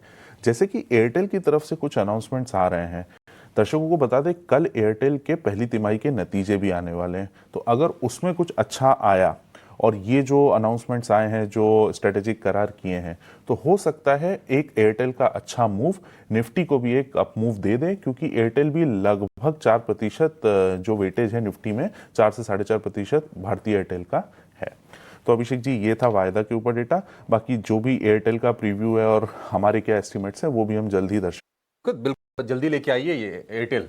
लोग जानना चाहते हैं कि एयरटेल में किस तरह के नंबर्स आएंगे, तो थोड़ी देर में एयरटेल को लेकर अनुमान क्या है, नतीजे कैसे आएंगे, इसकी हम चर्चा करेंगे। लेकिन श्रीकांत जी के अलावा राजेश अग्रवाल भी हमारे साथ जुड़ गए हैं ओम कैपिटल से। राजेश जी, आपका बहुत शुक्रिया। श्रीकांत जी, ज़रा अपने ट्रेड्स बता दीजिए सर, कहाँ पर आपको मौके दिख रहे हैं, क्योंकि बाजार में मतलब इतनी हरियाली इस तरह की ना काफ़ी सत्र के बाद कई बार दिखती है।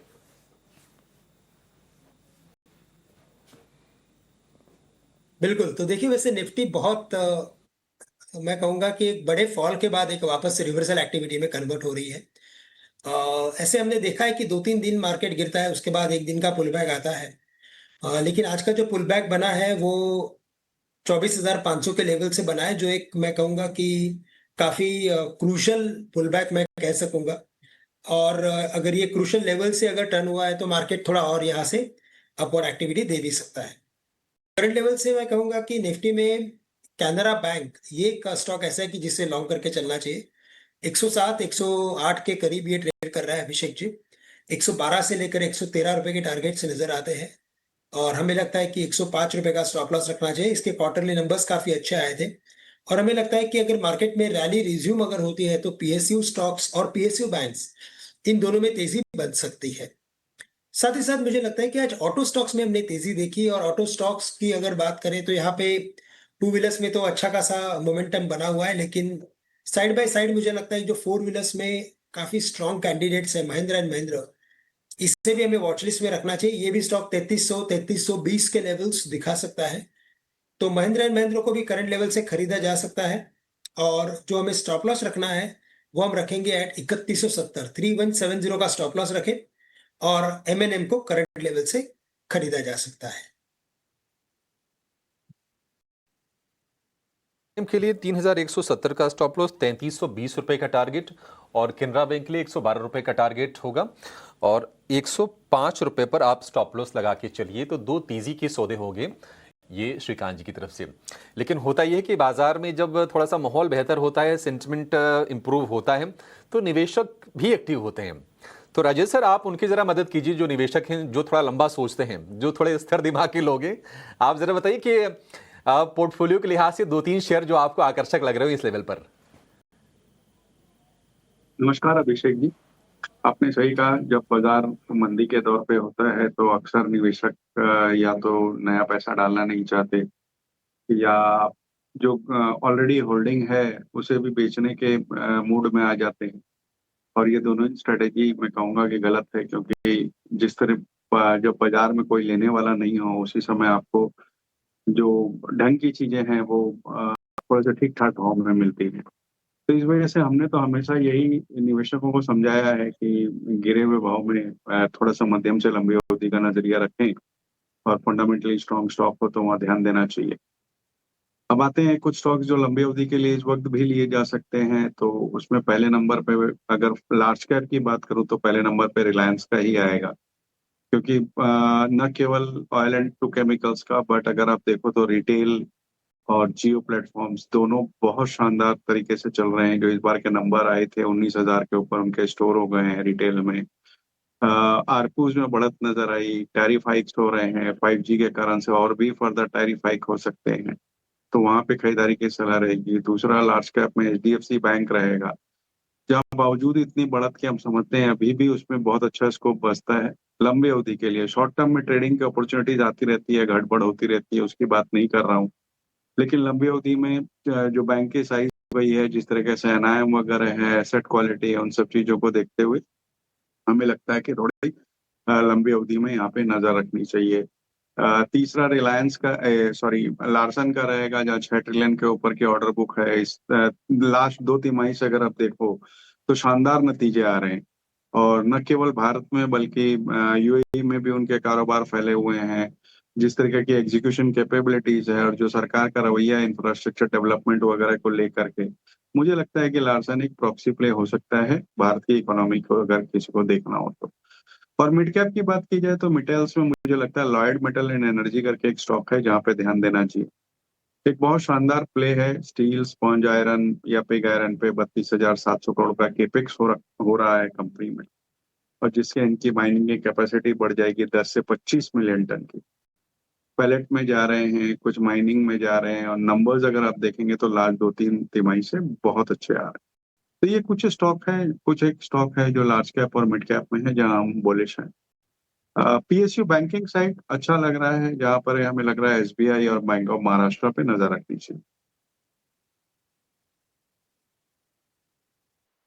महाराष्ट्र पर नजर रखनी चाहिए, और अच्छी चीजें है बैंक ऑफ महाराष्ट्र की कि वैल्यूएशंस अभी भी काफी रीजनेबल है। लेकिन अगर आप गौर करेंगे राजेश जी की सारी पिक्स ना, तो सारे अपने सेक्टर के लीडर हैं। SBI leader, RIL leader, HDFC bank leader, और एल&टी लीडर। उन्होंने कहा कि नहीं, भारत की ग्रोथ स्टोरी का प्ले है, लेकिन इंटरनेशनल ग्रोथ स्टोरी का भी प्ले है। 46% रेवेन्यू तो अब आती है इंटरनेशनल जो उनका बिजनेस है, मतलब एक्सपोजर जो है। तो एक मजबूत पोर्टफोलियो आप बना सकते हैं इन शेयरों के जरिए। चलिए छोटे से ब्रेक ले रुकेंगे, ब्रेक के बाद जब लौटेंगे तो कुछ और शेयरों का हम रुख करेंगे, और ब्रिटानिया के नंबर भी कल आने वाले हैं। क्या होते हैं इस पर भी हम करेंगे फोकस, आपके जाएगा नहीं।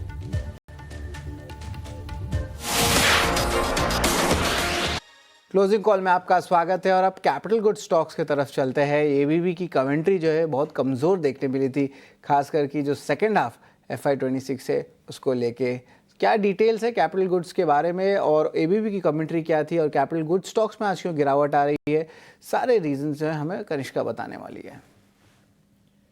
बिल्कुल, कैपिटल गुड स्टॉक्स में आज प्रेशर देखने को मिल रहा है। सबसे ज्यादा गिरावट एबीबी इंडिया में देखी जा रही है। लगभग 6% की गिरावट आई है स्टॉक में कंपनी के मैनेजमेंट कमेंट्री के बाद, जिसने स्लगिश डिमांड और म्यूटेड सेकंड हाफ की तरफ एक आउटलुक पॉइंट किया है। एबीबी इंडिया ने अपनी कॉन कॉल में बताया है कि शॉर्ट टर्म डिमांड थोड़ी स्लगिश रहेगी और रिकवरी अगले साल ही एक्सपेक्टेड है 2026 में।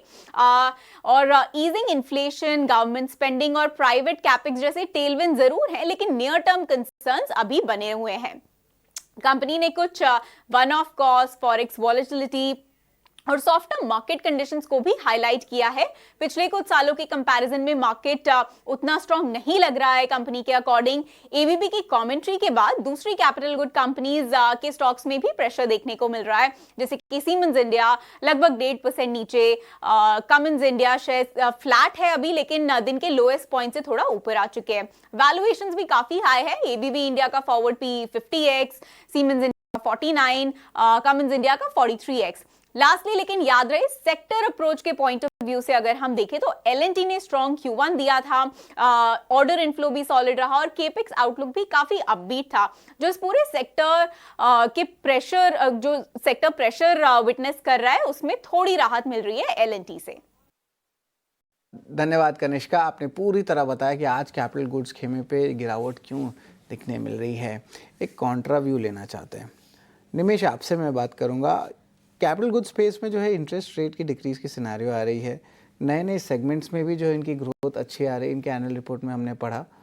ऑफ कोर्स आज एनोमली ज़रूर है, जो कमेंट्री आई है स्टॉक 5% गिर गया है, लेकिन उसके कारण देखिए थर्मैक्स का चार्ट फायर करें, कमिंस इंडिया का चार्ट फायर करें, सीमेंस इंडिया का चार्ट फायर करें, सब में गिरावट देखने मिल रहा है। क्या यहाँ पे एक बाय द डिप की रणनीति आ सकती है? अगर आएगी तो निमेश बताएं कौन से स्टॉक, कैपिटल गुड्स का मैं आपको 4 ऑप्शंस दे रहा हूँ, खासकर कि एबीबी इंडिया, सीमेंस, यहाँ पे भी भारी गिरावट है, थर्मैक्स में भी एक गिरावट देखने मिल रही है। तो कौन सा स्टॉक लगता है कि यहाँ पे एक बाई की रणनीति देखने मिल सकती है, या और भी ज़्यादा गिरावट आएगा? दोनों ही सेगमेंट में बताएं निमेश, क्या रहेगी आपकी राय? देखिए, स्टार्टिंग एबीबी से करेंगे। एबीबी की अगर बात करें तो ऑलरेडी एक स्टॉक के अंदर अच्छी गिरावट जो है वो टॉप से एक ऑल टाइम हाई से आ चुकी है, और रिसेंटली अगर आपने देखा तो नीचे की तरफ 4,850 के आसपास एक अच्छा सपोर्ट बना के स्टॉक ने हम लोगों ने 6100 तक का एक बाउंस देखे थे। तो यहाँ से प्रोबेबल ऐसा बन सकता है कि 4800 एक अच्छा सपोर्ट बन सकता है एबीबी इंडिया के लिए, और यहाँ से 4800 के आसपास हम लोग ट्रेंड रिवर्सल देखने को मिल सकता है। तो अभी फिलहाल 200-300 पॉइंट का करेक्शन एक्सपेक्टेड है, बट 4800 का लेवल क्रूशियल है एबीबी इंडिया को फ्रेश एंट्री के लिए। पर्टिकुलरली अगर चार्ट स्ट्रक्चर देखें तो मुझे थर्मेक्स का चार्ट स्ट्रक्चर जो है वो रिलेटिवली बेटर लग रहा है, जहां पर हम लोग देख रहे हैं कि ऑलरेडी स्टॉक के अंदर जो है वो एक कंसोलिडेशन होके एक ब्रेकआउट दिया था और फिर आज कमेंट्री के बाद थोड़ा करेक्शन देखने को मिला है। अगर आप आज के दिन के वॉल्यूम भी देखें तो वॉल्यूम भी इतने खास वॉल्यूम से स्टॉक नहीं गिरा है। तो यहाँ से एंट्री अपॉर्चुनिटी जो बन रही है वो थर्मेक्स के अंदर बन रही है। 3550 आसपास अभी स्टॉक ट्रेड कर रहा है, ये एक अच्छा एंट्री पॉइंट है। यहाँ से डाउन साइड मुझे काफी कम लग रही है थर्मेक्स के अंदर, और थर्मेक्स में यहाँ से हम लोग अगर ट्रेंड रिवर्सल देखते हैं तो मेरा मानना है कि ऊपर में 4400 तक के लेवल आने वाले एक साल के अंदर देखने को मिलने के चांसेस ज्यादा दिख रहे हैं। तो रिस्क रेशियो काफी फेवरेबल है, स्टॉक के अंदर कंसोलिडेशन आ चुका है। ये एंट्री पॉइंट अच्छा एंट्री पॉइंट है। तो पर्टिकुलरली एबीबी और थर्मेक्स के बीच में अगर सिलेक्शन करना है तो थर्मेक्स वुड बी मेरी प्रीफर्ड पिक। प्रेफर्ड पिक रहने वाले निवेशी की तरफ से। लेकिन चलिए अब हमारे खास सेगमेंट की तरफ चलते हैं, ऑप्शंस के चैंपियन।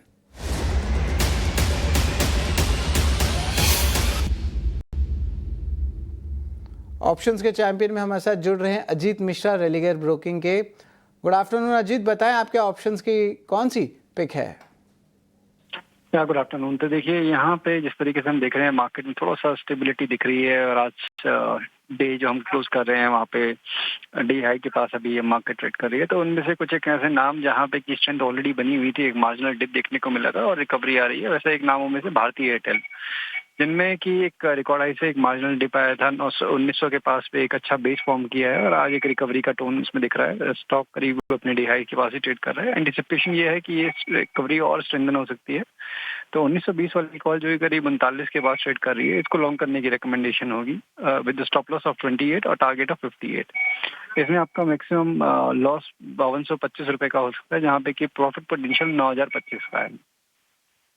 जी बिल्कुल, भारतीय एयरटेल पे जो है नज़र ज़रूर रखेंगे। यहाँ पे इम्पोर्टेंट कॉल ऑप्शन आया है, और जब भी आप ट्रेड करते हैं ऑप्शन के चैंपियन में तो इस पे जो है ऑफकोर्स अपने वित्तीय सलाहकार से जो है ज़रूर सलाह मशवरे करें। धन्यवाद अजीत, आप हमारे साथ जुड़े। और एक छोटा सा ब्रेक लेते हैं, लेकिन ब्रेक के उस पार जो है हम डिस्कस करेंगे आईटी स्टॉक्स पे इतनी अच्छी रिकवरी आई कैसे, और उस पर जो है चर्चा जारी रहेगी।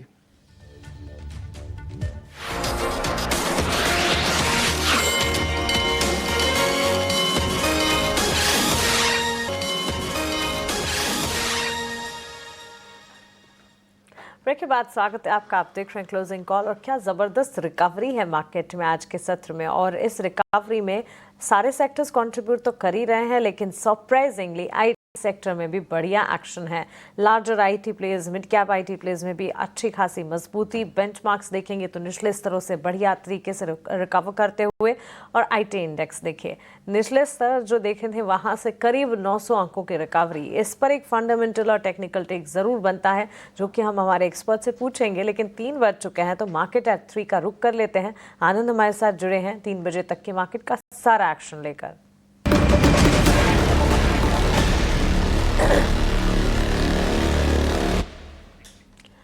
बताइए आनंद, क्या है आज हमारे फोकस रेडार में, एक्सचेंजेस पर क्या खबरें आई हैं? Good afternoon. Good afternoon Mansi. 3 बजे तक बाजार देखें, आज अच्छी तेज़ी देखने को मिल रही है, और 3 दिन गिरावट के बाद आज मेटल सेक्टर में अच्छी खासी तेज़ी देखने को मिल रही है। सेल देखें, टाटा स्टील देखें, जेएसपीएल देखें, सभी में 4% से ज़्यादा की तेज़ी देखने को मिल रही है। वॉल्यूम कहाँ ज़्यादा है इसकी भी बात कर लेते हैं। डिलीवरी का शेयर देखें, दमदार नतीजे आए थे और 6% से ज़्यादा की तेज़ी दिखा रहा है शेयर। औसत से 7 गुना ज़्यादा वॉल्यूम देखने को मिल रहा है। वहीं एबीबी इंडिया के नतीजे जो थे वो कमज़ोर आए थे, करीब 6% की गिरावट दिख रही है शेयर में, और औसत से 6 गुना ज़्यादा वॉल्यूम यहाँ भी देखने को मिल रहा है। इसके अलावा यूपीएल की बात करें तो ब्रोकरेज की पॉजिटिव रिपोर्ट आई है, 7 से 8% ऊपर शेयर कारोबार करता नज़र आ रहा है, और वॉल्यूम 4 गुना ज़्यादा यहाँ देखने को मिल रहा है।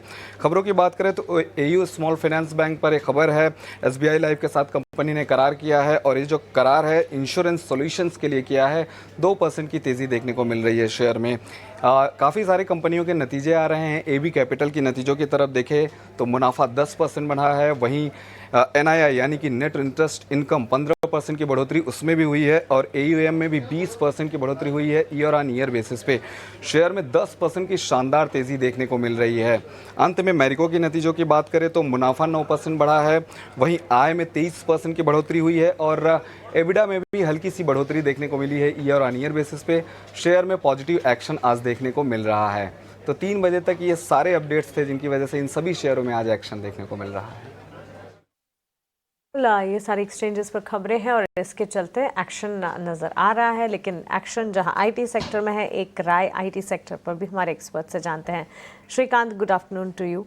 आईटी में इनफैक्ट नतीजे जब आना शुरू हुए थे लार्जर प्लेयर्स, टीसीएस से ही शुरुआत हुई और उसके बाद सेंटिमेंट जो गड़बड़ाए थे, लगभग सारे एक्सपर्ट्स का यही कहना था कि अब आईटी सेक्टर से दूर रहें क्योंकि एक रिएक्शन आ चुका है रिजल्ट्स का और ये रिजल्ट्स जो हैं ये पूरे के पूरे sector beat larger IT players या फिर मिड कैप आईटी सबको परेशान करेंगे।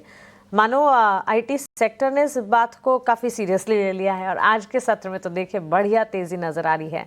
क्या कहती है आपकी रीडिंग, ये क्या वन ऑफ है या फिर यहाँ से तेज़ी की चाल पकड़ेगा ये सेक्टर? गुड आफ्टरनून मानसी जी। तो देखिए, वैसे आईटी में आज की जो तेजी बनी है उसका सबसे बड़ा रीजन ये है कि यहाँ पे शॉर्ट कवरिंग का ट्रेंड हमें दिखाई दे रहा है और उसका रीजन भी ये है कि जो 10 साल के बॉन्ड यील्ड थे वहां पे बड़ी गिरावट आई है यूएस के, और जो डेटा रिवाइज हुए हैं उसके बेसिस पे एक बात तय है कि काफी ड्रास्टिकली डेटा को रिवाइज किया गया है। और अगर ये डेटा अगर सही मायने में अगर रेलेवेंस रखते हैं तो फिर मुझे लगता है कि सितंबर में यूएस में डेफिनेट रेट कट आएगा और अगर रेट कट अगर उधर आता है तो उसका पॉजिटिव इम्पैक्ट आईटी सेक्टर पे हमें देखने मिलता है। और मार्केट बहुत सारी चीजों को बहुत पहले एडवांस में डिस्काउंट कर लेता है, उसी का नतीजा आज हमें निफ्टी आईटी स्टॉक्स में तेजी देखने मिल रही है। हमें लगता है काफी सिलेक्टिवली हमें काम करना है। अगर नजरिया 12 महीने का व्यू हो तो ही जाके कुछ खरीदारी करनी चाहिए। अगर वेरी शॉर्ट टर्म व्यू के साथ अगर आप खरीदारी करते हो तो डिसअपॉइंटमेंट हाथ लग सकती है, क्योंकि अगर आज बॉन्ड वापस से अगर 4.40 4.35 के करीब अगर निकल जाता है तो वापस से आईटी स्टॉक्स हमें निराश कर सकते हैं। तो करंट लेवल से मैं यही कहूंगा कि काफी सिलेक्टिव रहे। सिलेक्टिवली अगर आपको कुछ खरीदना है तो मैं 2 स्टॉक यहाँ पे पेश करूंगा। एक तो इन्फोसिस और दूसरा है टेक महिंद्रा। हमें लगता है ये दोनों स्टॉक में निवेश करके चले तो उसका बेनिफिट मिलेगा instead of taking any trading position.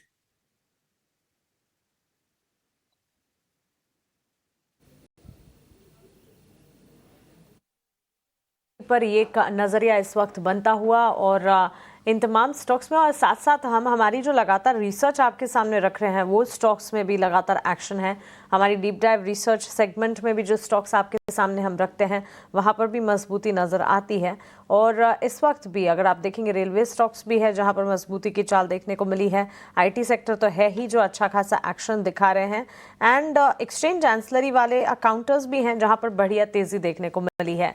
CDSL, camps, BSE limited, angel one, ये तमाम स्टॉक्स में भी बढ़िया एक्शन। और CDSL का स्टॉक तो यहाँ पर big show off the day का कैंडिडेट बना है। 6% की तेज़ी यहाँ पर नज़र आ रही है। PSE लिमिटेड में अगेन 3% की तेज़ी है। निमेश, एक ट्रिक आपसे जानना चाहेंगे, एक्सचेंज एंसलरी में भी बाजार की तेज़ी की चाल में ये स्टॉक्स भी काफ़ी अच्छा बड़ा एक्शन दिखा रहे हैं। क्या राय होगी जिनकी एग्जिस्टिंग पोजीशन है? काफ़ी इंतजार होगा। पिछले कई दिनों से हम देख रहे थे BSE लिमिटेड जैसे स्टॉक्स जो हैं साइडवेज मोमेंटम दिखा रहे थे। आज के सत्र में हम देख रहे हैं एक तेज़ी। CDSL की अगर बात करो तो 200 डेज की मूविंग एवरेज के ऊपर कल के सेशन में हम लोगों ने एक डोजी पैटर्न फॉर्म हुई देखी थी और आज के सेशन में फॉलो बाइंग देखा है। एक स्ट्रॉन्ग ट्रेंड रिवर्सल पैटर्न 200 दिन के एवरेज के पास बना है। मेरा मानना है कि CDSL के अंदर यहाँ से एक बड़ी अपमूव देखने को मिल सकती है, ऐसे चांसेस ज्यादा दिख रहे हैं। तो यहाँ से डेफिनेटली अगर कोई भी गिरावट आती है तो बाय करके चलना है। कल के सेशन का जो लो था अराउंड 1465 रुपए के आसपास, वहां का एक स्टॉप लॉस लगाना है। और पोजिशनल बेसिस के ऊपर मेरा मानना है कि CDSL के अंदर हम लोग 1670 से 1800 तक के लेवल आने वाले दिनों में देखने को मिल सकते हैं। तो लॉन्ग टर्म नजरिया बुलिश है। अगर कोई भी गिरावट आती है तो ट्रेंड रिवर्सल दिख रहा है तो बाय करके चल सकते हैं। बाय करके चल सकते हैं CDSL में। लेकिन आज का जो सुपरस्टार जो शेयर है ना, वो है AB कैपिटल। नतीजे इसके आए, अच्छे नतीजे आए और शेयर करीब 11% ऊपर है और 52 वीक हाई जहां पर ये शेयर था, थोड़ी प्रॉफिट टेकिंग का शिकार हुआ था, वहां फिर से पहुंचने की कोशिश हो रही है। आगे हम देख रहे हैं कि RBI की पॉलिसी भी है। राजेश जी, AB कैपिटल बहुत पहले हम चर्चा इसके बारे में किया करते थे कि नहीं, पोटेंशियल बहुत है, लेकिन शेयर चलता नहीं था। चलने की शुरुआत भी अच्छी हो गई है और आज तो रफ्तार बड़ी गजब की है। कैसी लगती है आपको कंपनी सर? और ये बताइए कि क्या RBI पॉलिसी में आप उम्मीद करके चल रही है रेट कट की? देखिए, पहले RBI पॉलिसी पे आए तो हमें नहीं लगता कि इस बार कोई विशेष रेट कट की हमें उम्मीद नहीं है। हालांकि कमेंट्री पे नजर रहेगी कि किस तरीके से वो आगे आने वाले दिन इन्फ्लेशन या ग्रोथ की फोरकास्ट को जो मॉडिफाई करते हैं, या जो 25% टैरिफ ट्रम्प साहब ने लगाया है उसके बारे में RBI के क्या बयान आते हैं। इस बार हमें थोड़ा सा रेट कट की तरफ से थोड़ी सी उम्मीद कम है, क्योंकि पिछले बार ही हमने अच्छा खासा रेट कट और लिक्विडिटी इन्फ्यूजन देखा था। और जहां तक AB कैपिटल की बात है, हमने पिछले करीब 2-2.5 महीने पहले हमने इसमें इनिशियलिंग कवरेज करी थी और इस वक्त भी हम समझते हैं कि जो आज तो नतीजे आए हैं उसका फर्क पड़ा हुआ है और इस वजह से इतनी बढ़त हो गई है। लेकिन कंसोलिडेशन में थोड़ा करेक्ट होता है तो वहां पे हमें खरीदारी की सलाह रहेगी। आपने सही कहा, जमाने से ये स्टॉक चला नहीं, बावजूद इसके की फंडामेंटल्स बहुत स्ट्रांग थे। न केवल खुद NBFC बल्कि इनकी जो सब्सिडरीज AMC में, इंश्योरेंस में या दूसरे वर्टिकल्स में काम करती थी, सब जगह अच्छा है। AUM में लगातार बढ़त दिखी, एसेट क्वालिटी ठीक है और मुझे लगता है कि अब जब बाजार ने ये रियलाइज किया है और ये चलने लगा है तो यहाँ से अपसाइड और बनता है। साल भर में हमारा नजरिया है कि ये स्टॉक 300 सवा 300 तक जा सकता है। इस वक्त इसमें खरीदारी की सलाह नहीं रहेगी क्योंकि ऑलरेडी आज ही की रेट में अच्छा खासा बढ़त हो गया। थोड़ी गिरावट आए, 250-240 के लेवल्स में आए तो वहाँ खरीदारी करनी चाहिए। AB कैपिटल को लेकर ये व्यू राजेश जी की तरफ से। लेकिन अनिल अंबानी भी आजकल चर्चा में हैं। अब ED ने रिलायंस अनिल अंबानी ग्रुप के टॉप एग्जीक्यूटिव्स को भी समन भेजा है और इस खबर की डिटेल्स के साथ हमारे सहयोगी भवतोष सिंह हमारे साथ जुड़ गए हैं। भवतोष, निश्चित तौर पर ऐसा लग रहा था कि नहीं, ग्रुप में एक रिकवरी वाला फेज चल रहा है, कई कंपनियां प्रॉफिट भी पोस्ट कर रही थी, लेकिन एक नई चक्कर, एक नई मुश्किल, जरा बताइए नए अपडेट्स क्या हैं? दिन प्रतिदिन अनिल अंबानी की मुश्किलें बढ़ती जा रही हैं। मंगलवार को अनिल अंबानी को जांच के लिए ED ने अपने हेडक्वार्टर्स में बुलाया है। इससे पहले कि उनकी जांच हो, ED ने उनकी कंपनी के 2 बड़े अधिकारियों को जांच के लिए बुलाया है। इसमें प्रमुख हैं अमिताभ झुनझुनवाला और सतीश सेठ। इसके अलावा करीब 6 और अधिकारियों को जांच के लिए बुलाया है। ED ने ये कहा है कि उन्होंने करीब 35 से ज़्यादा बैंक को लिखकर ये पूछा है, जब लोन जो था NPA टर्न कर गया था तो उन्होंने रेलेवेंट अथॉरिटीज़ को लिखकर क्यों नहीं ये बताया है। 24 जुलाई को ED ने करीब 3 दिन तक जांच की थी और उसमें उन्होंने 35 कंपनी को कवर किया था और 25 से ज़्यादा लोगों के घर पे उन्होंने जांच की थी। ED ने अनिल अंबानी के खिलाफ एक लुकआउट नोटिस भी इशू किया था और ये लुकआउट नोटिस उनको भारत से बाहर निकलने से प्रिवेंट करता है। ED ने शनिवार को एक मैनेजिंग डायरेक्टर, जो शेल कंपनी के मैनेजिंग डायरेक्टर हैं, उनको अरेस्ट किया था। ये शेल कंपनी एक फेक बैंक गारंटी इशू किया था और ये fake bank guarantee Reliance power के नाम इशू हुआ था, जिसमें करीब 65 करोड़ रुपए इशू किए थे स्टेट बैंक ऑफ इंडिया को। ED ने उसकी कस्टडी करीब 6 अगस्त तक ली है। ED ने ये कहा है कि वो Anil Ambani group of companies और येस बैंक के लिंक को प्रोब कर रही हैं और yes bank group of companies ने जब 3,000 करोड़ का लोन दिया था तो वो ये देख रहे हैं कि क्या येस बैंक कंपनी के प्रमोटर्स को किसी टाइप की ब्राइब दी गई है कि नहीं। मुश्किलें लगातार बढ़ रही हैं अनिल अंबानी ग्रुप की और ये लेटेस्ट अपडेट्स आपके लिए। चलिए छोटे से ब्रेक के लिए रुकेंगे और ब्रेक के बाद जब लौटेंगे तो हमारे एक्सपर्ट्स तैयार हैं, हरीश जुजारे, निमेश ठाकर और श्रीकांत चौहान। आपको BTST STBT के बढ़िया ट्रेड्स जानेंगे और राजेश जी से कुछ और दिलचस्प चर्चाएं करेंगे। आप जुड़े रहिए हमारे।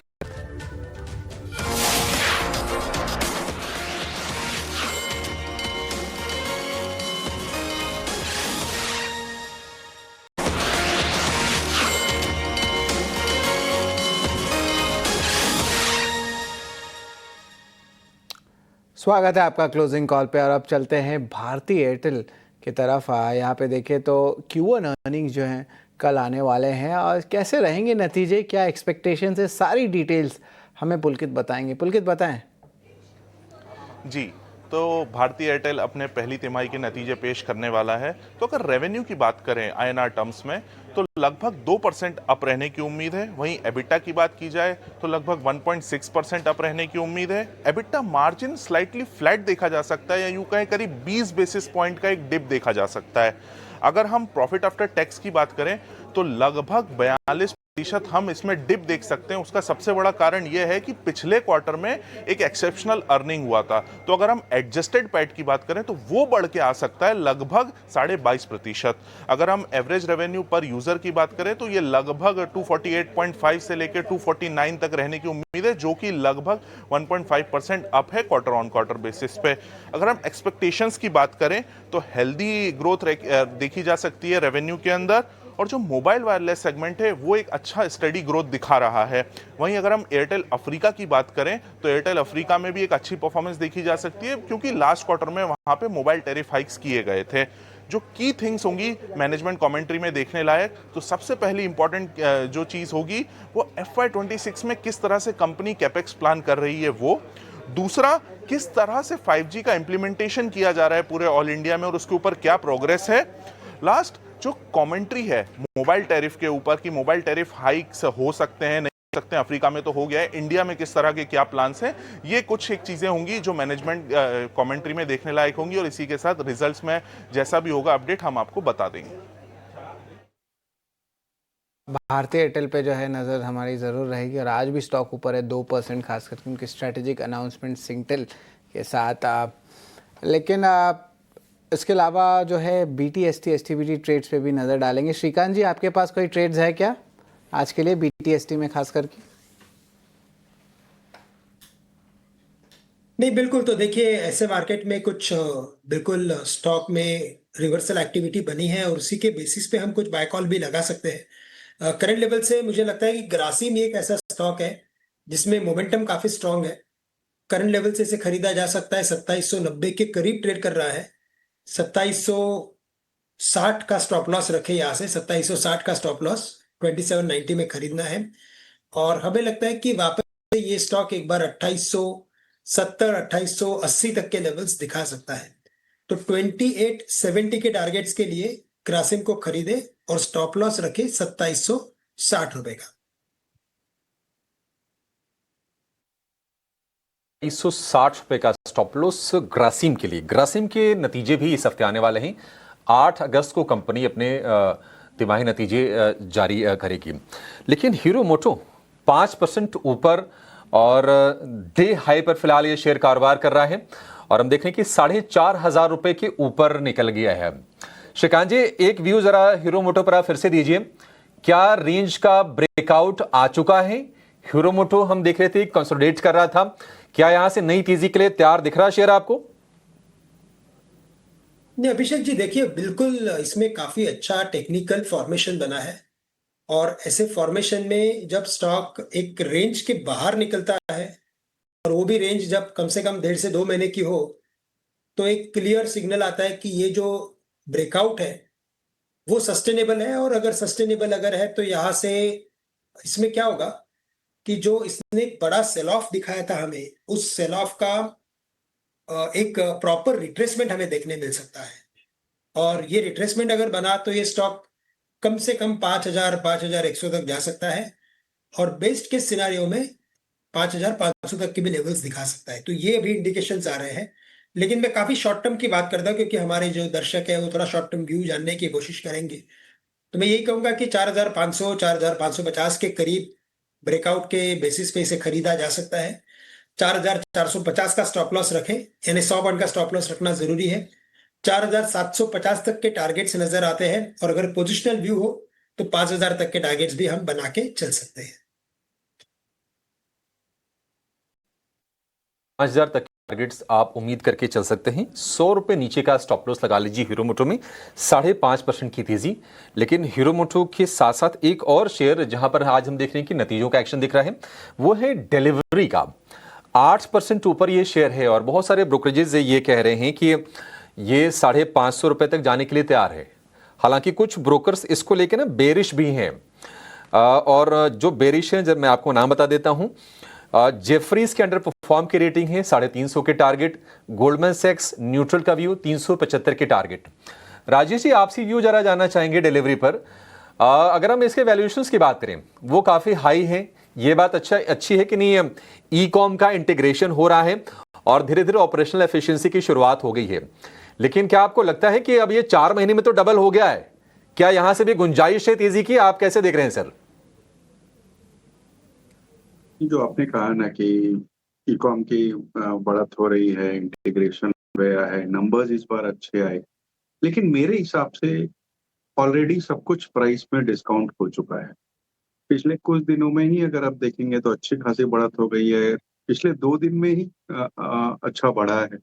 तो मैं समझता हूँ कि अभी और नई खरीदारी नहीं करनी चाहिए और किसी के पास अगर है तो अच्छी स्ट्रैटेजी तो ये होगी कि 500 के आसपास आता है तो वहां पर पार्शियल प्रॉफिट तो बिल्कुल बुक करना चाहिए, क्योंकि मेरे हिसाब से जो भी पॉजिटिव न्यूज थी डिस्काउंटेड है, वैल्यूएशंस बहुत अभी स्ट्रेच नजर आ रहे हैं, तो इस वक्त प्रॉफिट बुकिंग की ही सलाह रहेगी।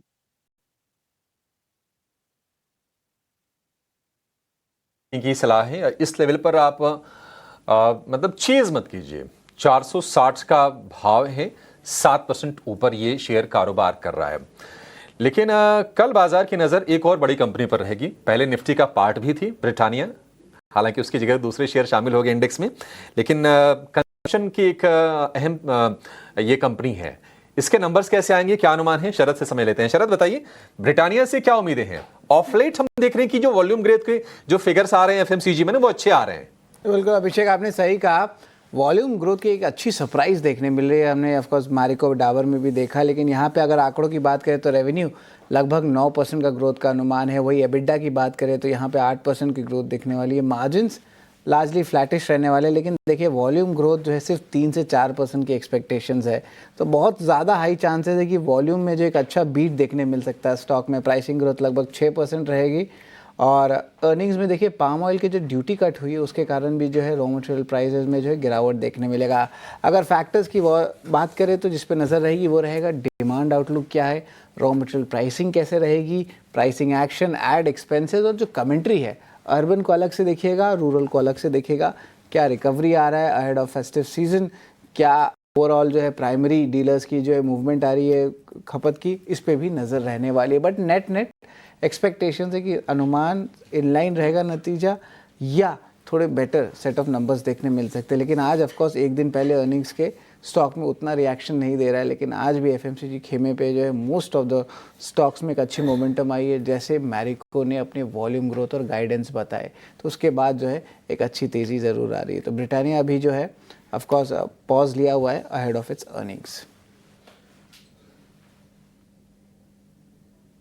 डिमांड आउटलुक क्या रहती है? वॉल्यूम ग्रोथ 3 से 4% रहने का अनुमान है। किस तरह की रिपोर्टिंग कंपनी करती है? राजेश जी, अगर हम आज तो तेजी है तो थोड़ा माहौल अच्छा है, मतलब लग रहा है कि ठीक है, समय जल्दी बीत रहा है। बाजार जब चलता नहीं लगता समय बीत नहीं रहा है। पिछला महीना कुछ ऐसा ही था और पिछले महीने एक और चीज फोकस में रही और वो रही जो मूवी आई है ना, सैयारा। आई एम श्योर कि नहीं, आप तो बड़े मूवी बफ हैं, आपने देखा भी होगा।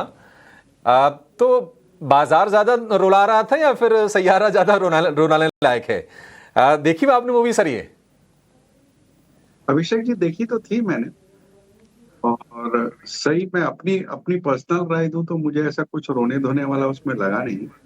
क्यों लोगों ने रोने धोने की इतनी रील्स डाली और क्या हुआ, मैंने लोगों को क्या सेंटिमेंट है मुझे समझ नहीं आई बात। पिक्चर अच्छी है नो डाउट, बट इतनी भी कुछ है ही नहीं जितनी ओवर हाइप हो गई है। तो खैर, बाजार है ये तो, फिल्मी बाजार है, कुछ भी होता है।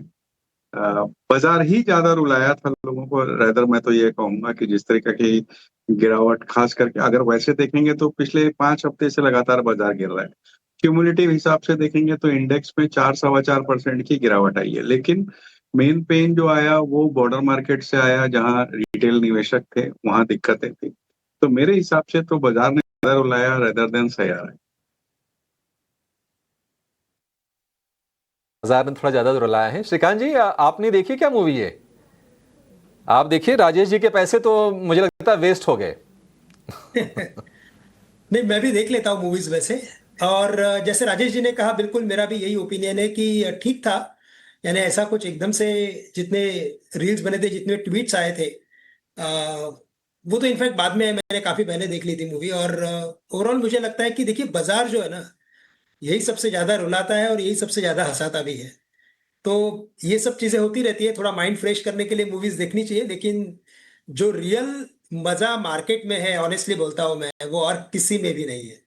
मैं कई सारे गेम्स भी देख लेता हूँ, कई सारे सीरीज देख लेता हूँ, लेकिन जो मजा मार्केट में आता है 9-15 से लेकर 3-30 तक, या तो सालों साल, मैं कहूँगा ये मैं बोलूँगा कि कुछ इसे हम एक्सप्लेन नहीं कर सकते वर्ड्स में। काफी एक अच्छा, अगर आप आपके स्ट्रैटेजी के साथ, एक डिसिप्लिन के साथ अगर आप इस मार्केट में काम करो, तो ये मार्केट कई सारे मौके देता है और कई सारे ओपन ट्रेड्स भी देता है मार्केट में ट्रेड करने के लिए, इन्वेस्टमेंट्स करने के लिए। तो बिल्कुल जैसे, लेकिन मूवी देखा जाए तो ओवरऑल अगर देखा जाए तो मूवी काफी अच्छी थी। को लेकर ये आपका पैशन है जो बोल रहा है, और सही कहा आपने, मार्केट जो है काफ़ी हद तक मौके देता है। बस आपको सही रीडिंग, सही एनालिसिस और रिसर्च करने की ज़रूरत होती है। और हो सकता है कि हमारे व्यूवर्स शायद वो सही रीडिंग, एनालिसिस और रिसर्च सिर्फ कुछ हद तक कर पाएँ, लेकिन उस हद से आगे की रिसर्च, एनालिसिस और रीडिंग जो है वो हमारे मार्केट एक्सपर्ट्स करते हैं, हम करते हैं, हमारे रिसर्च डेस्क करती है, ताकि हमारे व्यूवर्स जो हैं कोई भी अपॉर्चुनिटी, कोई भी मौका छूटे नहीं उनका। और बाज़ार में हर अपॉर्चुनिटी को, चाहे फिर वो ट्रेडिंग पर्सपेक्टिव के लिहाज से हो या फिर इन्वेस्टमेंट पर्सपेक्टिव के लिहाज से, उन सारे के सारे अपॉर्चुनिटीज़ को टैप कर पाएँ।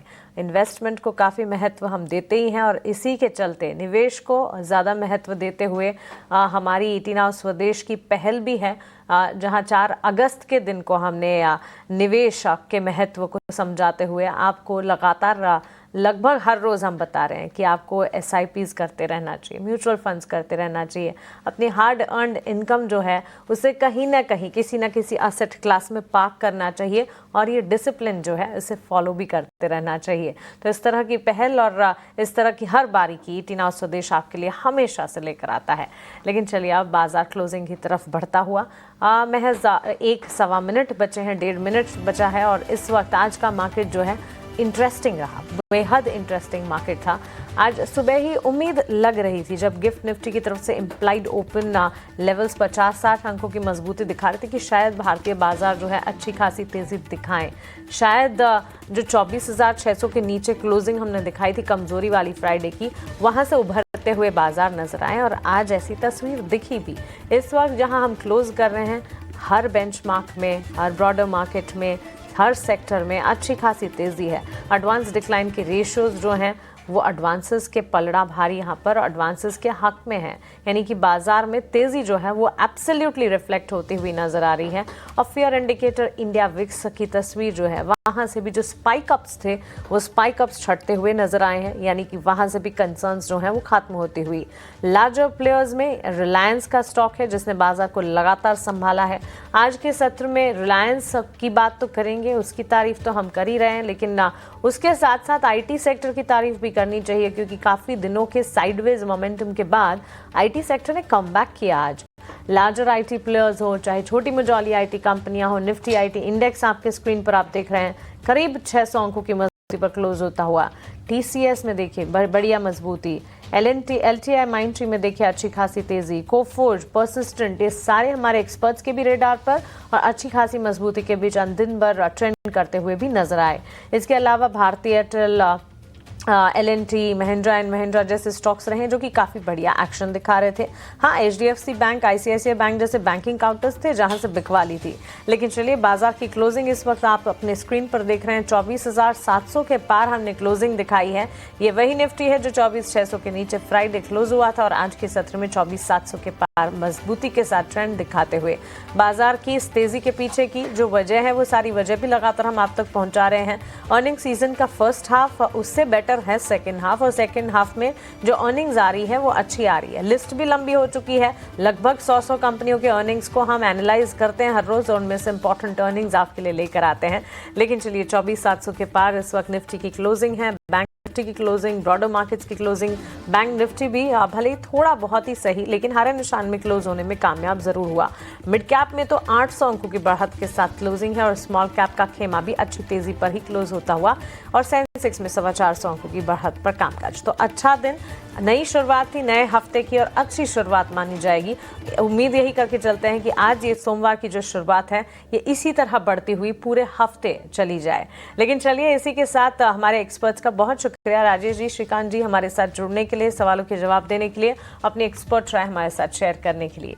क्लोजिंग कॉल्स को हम यही समेटेंगे। मुझे अभिषेक और शरद को आप दीजिए इजाजत, लेकिन ET नाउ स्वदेश पर खबरों का सिलसिला लगातार जारी है। अगली पेशकश कल की तैयारी आपकी करवाएंगे प्रशांत पांडे।